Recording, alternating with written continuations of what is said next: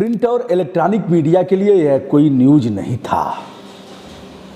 इतना बड़ा सवाल, इतना बड़ा मामला जहां जिम्मेदार विधायकों पर सुसंगत धाराओं में अपराध दर्ज करके उन्हें जेल भेजना चाहिए, हत्या का मुकदमा दर्ज होना चाहिए उन विधायकों पर, लेकिन कुछ हुआ नहीं। एक बड़ा मामला था जो दब कर रह गया और कहीं इस पर कोई चर्चा नहीं हुई, डिबेट का भी यह प्रश्न नहीं रहा।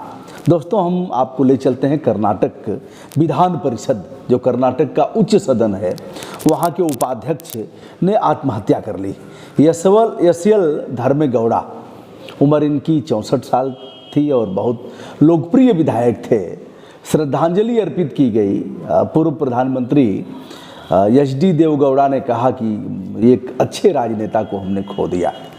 वहाँ के मुख्यमंत्री येदियुरप्पा साहब हैं, उन्होंने कहा इस घटना से स्तब्ध हूँ, लेकिन कुछ हुआ नहीं। विशेष आचरण है, विशेषाधिकार है, तो विशेष आचरण भी होना चाहिए, लेकिन ऐसा होता नहीं है। तमाम विधानसभाओं में, लोकसभा में, राज्यसभा में, विधान परिषद में इस तरह से मारामारी और नियमों का उल्लंघन होता रहता है। आए दिन आपने देखा होगा, कागज़ के टुकड़े फेंकने से लेकर के बेल में जाकर के नारा लगाना, धक्का मुक्की, मार्शल के साथ मार्शल ले जाता है उन्हें। अब मार्शल की भी एक सीमा है, मार्शल आपको तो मारेगा नहीं, सर सर कह करके ले जाएगा, दीवार बन करके खड़ा हो जाएगा, आपको नहीं करने देगा। लेकिन जिन्होंने यशयल धर्मेगौड़ा ने खुदकुशी किया है, उन्होंने सुसाइड नोट में इसका उल्लेख किया था कि हमारे साथ जो दुर्व्यवहार किया माननीयों ने, उससे हम बहुत आहत हैं। चूँकि लाइव प्रसारण अब होता है, विधानसभा, विधान परिषद, लोकसभा, राज्यसभा का सजीव प्रसारण होता है। जिन नेताओं को जाकर के जनप्रतिनिधियों को अपने क्षेत्र की समस्याएं उठाना चाहिए, यही कानून बनाते हैं, कानून की चाबी सदन के पास है, लेकिन ऐसा होता नहीं है। जो जितना तेज तेज चिल्ला करके बोलेगा, जो जितना ही नियमों का उल्लंघन करेगा, वही नेता माना जाएगा। उनको लगता होगा कि हमारे क्षेत्र के लोग देखेंगे और कहेंगे वाह क्या सदन में जा कर के दिखाया है, जलवा दिखाया है। तो उस जलवा का परिणाम यह हुआ कि रेलवे ट्रैक पर उपाध्यक्ष महोदय का पार्थिव शरीर पाया गया। पोस्टमार्टम हुआ होगा, फिर जांच होगी, फिर कह दिया गया कि बड़े अच्छे नेता थे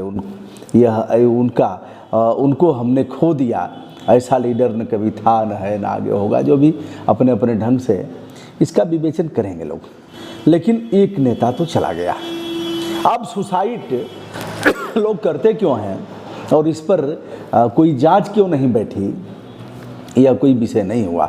एक अभिनेता ने आत्महत्या किया अथवा उनकी हत्या की गई, सीबीआई जांच चल रही है, तमाम लोगों से पूछताछ की गई और लगातार जी हाँ, सुशांत सिंह राजपूत के मामले को आपने देखा है और हमने उस पर वीडियो, 2-3 वीडियो हमने भी किया था। तो यह चिकमंगलुरु रेलवे ट्रैक पर इनका पार्थिव शरीर पाया गया और श्रद्धांजलि अर्पित करने के बाद ज्यों का त्यों इसको एक ठंडे बस्ते में डाल दिया गया। माननी चले गए, उन्होंने उनका एक बेटा, एक बिटिया और उनकी पत्नी है, आहत थे उस घटना से। उनके चेयर पर लोग पहुंच गए, चेयर से उठा दिया, धक्का मुक्की हुई, जिससे बहुत आहत हुए। मैंने पहली बार देखा है किसी नेता को आत्महत्या करते हुए। इसके पहले आपने देखा है सुरेंद्र दास थे, आईपीएस, पारिवारिक कलह से उन्होंने आत्महत्या कर लिया। बक्सर बिहार में एक आईएएस अफसर ने किया। तमाम लोग करते रहते हैं, कई एक सीएमओ और उसमें कई घोटालों में फंसकर लोगों ने आत्महत्या कर लिया। आत्महत्या के विचार आते क्यों हैं और किस तरह से आते हैं? पुरुषों में अधिक आते हैं, महिलाओं में अधिक आते हैं। क्षणिक आवेग में व्यक्ति कर लेता है और रुकता क्यों नहीं? इतना बड़ा डिसीजन, आप न व्यक्ति की किसी की जान ले सकते हैं और न अपनी जान दे सकते हैं, क्योंकि आर्टिकल 21 में जो संविधान का मूल अधिकार का जो प्रमुख स्रोत है, उसमें कहा गया है कि हमको सम्मानजनक ढंग से, सभी लोगों को सम्मानजनक ढंग से जीवन जीने का अधिकार संविधान में वर्णित है। अब जीवन जीने का अधिकार है तो आप न किसी की जान ले सकते हैं और न अपनी जान दे सकते हैं। अब जो भी सदन में होगा, एक और दुर्भाग्यपूर्ण स्थिति है कि सदन में जो कुछ होगा वह बाहर उस पर किसी थाने में अपराध पंजीकृत नहीं होगा, क्योंकि सदन ही निर्णय लेगा। अब बाहर यह मामला गया नहीं, इस पर कोई इंक्वायरी सेटअप हुई नहीं, इस पर सीबीआई जांच नहीं होगी, किसी ने आवाज़ नहीं उठाया। नियमतः जिन माननीय सदस्यों की वजह से ऐसा हुआ है वह किसी भी तरह सदन में रहने लायक नहीं है। उनको कान पकड़ करके सदन से बाहर करना चाहिए। उनके ऊपर जो आपराधिक मुकदमे हैं, हत्या का मुकदमा दर्ज करना चाहिए, क्योंकि इन लोगों की वजह से ऐसा हुआ है। लेकिन करेगा कौन इसको? कौन आएगा इसको करने के लिए? कोई आएगा नहीं। और नहीं कोई आवाज़, नहीं प्रधानमंत्री जी ने कोई आवाज़ उठाया। वहाँ के मुख्यमंत्री के बारे में पहले से भी पता है क्या लीला है ऊपर वाले की। ये लोग चीफ मिनिस्टर रहने लायक नहीं है दोस्तों। अब हो रहा है, आकंठ डूबे हैं, लेकिन उसके बाद भी माननीय रहेंगे। माननीय रहेगा कौन? माननीय अच्छे आदमी को लोग बनाएंगे नहीं, और अच्छा आदमी जाएगा नहीं और दूर दूर से चिल्लाएगा, आंगन में बैठ करके कहेगा यह भ्रष्टाचार वो। भैया कूदना पड़ेगा। मैं भी पलायनवादी ही हो गया हूँ, लेकिन लड़ करके देख लिया हूँ। मैं जान गया हूँ कि भैया इसे कोई वोट नहीं देगा। आप हाथी की पूंछ पकड़ करके चढ़ जाइए तो आपको वोट मिलेगा। आप कमल का फूल पकड़ करके और कहिए कि त्राहिमाम करके शरणागत हो जाइए तो आपको वोट मिलेगा। वोट तो दलों पर, दलों के साथ लोगों ने अपने आप को जोड़ लिया है। अच्छा व्यक्ति तो तमाम लड़ करके, तमाम अच्छे लोगों ने चुनाव लड़ा और उनको मुंह की खानी पड़ी। तो दोस्तों विषय यह नहीं रहा। विषय यह है कि आत्महत्या का विचार आता कैसे है, और क्षणिक आवेग को अगर रोक लिया जाए तो ऐसी घटनाओं को रोका जा सकता है।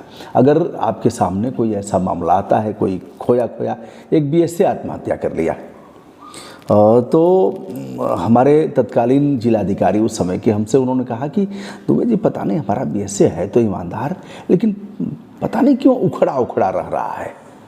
तो डीएम ने तो भांप लिया कि वजह क्या है कि यह ईमानदार है लेकिन यह उखड़ा। एक बार सदन में भी उस बीएसए को हमने देखा पलट करके ऐसे जवाब दिया जैसे। तो हम खड़े हुए, किसी माननीय सदस्य ने कुछ बोला था तो बीएसए ने ऐसा जवाब दिया कि वह गरिमा के प्रतिकूल था।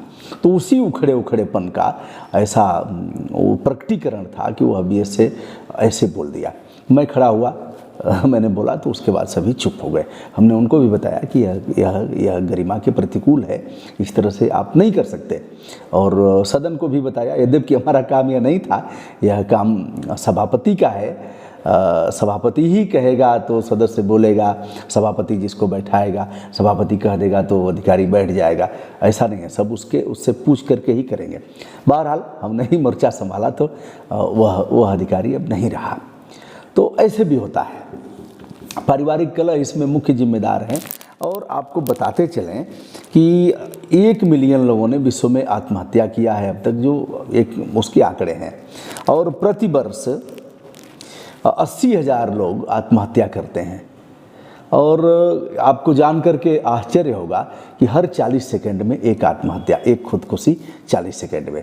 यह इतनी बड़ी बीमारी और इतनी बड़ी समस्या हो गई है कि इसको जान पाना, इसको रोकना काफ़ी कठिन काम है। लेकिन इसको रोकना, एक तो यह है कि परिवार नहीं चलेगा। किसानों ने आत्महत्या किया भोलता में। अभी सीमा पर, बॉर्डर पर एक पंजाबी, एक सिख ने आत्महत्या कर लिया। उन्होंने सुसाइड नोट में भी लिखा। ऐसे है अभी एक और आत्महत्या हुई है जिसको सुन करके मध्य प्रदेश में, जिसको आप सोचने के लिए मजबूर। लेकिन यह सब सुर्खियां नहीं बनेंगी। यह न प्रिंट मीडिया इस पर करेगा, न ही इलेक्ट्रॉनिक मीडिया करेगा, क्योंकि यह बहुलता में यह कारपोरेट घराने के लोग हैं। जैसा वह चाहेंगे वैसा ही न्यूज़ निकलेगा, जैसा ही वह चाहेंगे वैसा ही छापेंगे, जैसा ही वह कहेंगे। आप कभी दिल्ली के जंतर मंतर पर चले जाइए, इस समय तो मान लीजिए बंद है, जंतर मंतर पर आप जाएंगे, आप खूब चिल्लाते रहिए। बहुत बड़ा विषय वस्तु आपका है जिस पर देश के चौथे स्तंभ को आवाज़ उठानी चाहिए। वहीं रहेगा आज तक, वहीं रहेगा एनडीटीवी, वहीं रहेगा जो भी हैं जिनका नाम लिया जाए, बड़े बड़े चैनल रहेंगे। लेकिन आप चिल्लाते रह जाएंगे, आपकी तरफ देखेगा ही नहीं, क्योंकि वहाँ से कहा गया है कि बेटा यह न्यूज़ करके आओ, इन न्यूज़ को ही करना है। तो नहीं करेंगे जब तक आप उनके ऑफिस में नहीं जाएंगे, बताएंगे नहीं। तो इस तरह से दोस्तों, इस तरह अगर आपके मन में विचार आते हैं तो उस विचार को त्यागना चाहिए। मैं भारत सरकार से अनुरोध करूंगा कि इस विषय पर इंक्वायरी सेटअप हो, एक टीम गठित करके न्यायिक जांच दल बनाया जाए जिसमें न्यायिक सेवा के अधिकारी हों, उनके नेतृत्व में कोई IPS और IAS ऐसे जो भी हो, आप लोग माहिर हैं, गठन करने में आप ही को करना है। तो इस तरह से करके और इसकी जांच करानी चाहिए और ऐसे माननीयों की सदस्यता निरस्त होनी चाहिए। ये सदस्य रहने लायक नहीं है। अब है क्या, करेगा कौन? सवाल यह है कि आज विपक्ष में है तो हंगामा करेंगे और कल सत्ता में है तो कहेंगे साहब ये तो निंदनीय आचरण है, इस तरह के आचरण की अपेक्षा इनसे नहीं की जा सकती। देखिए क्या कर रहे हैं, सदन नहीं चलने दे रहे हैं, सदन कैसे चलेगा, हम चलाना चाहते हैं लेकिन इनके वजह से सदन नहीं चल रहा है। तो यह एक है, सब एक दूसरे पर दोष मढ़ेंगे। अगर आज कुछ हो रहा है तो कहेंगे नेहरू ने यह किया था, उन्होंने यह किया था, राजीव गांधी ने यह किया था। भैया आप क्या कर रहे हो इसको बताओ। अब लेकिन यही है, एक दूसरे पर फेंकना और थोपना, यही परंपरा हो गई है। तो दोस्तों इस घटना से आहत हूँ और आज आप सभी पर आप सभी से शेयर करते हुए, साझा करते हुए इस पर चाहूँगा कि आप अपने विचार दें। विनम्रता के साथ ब्रजभूषण दुबे का सादर नमस्कार, बहुत बहुत धन्यवाद।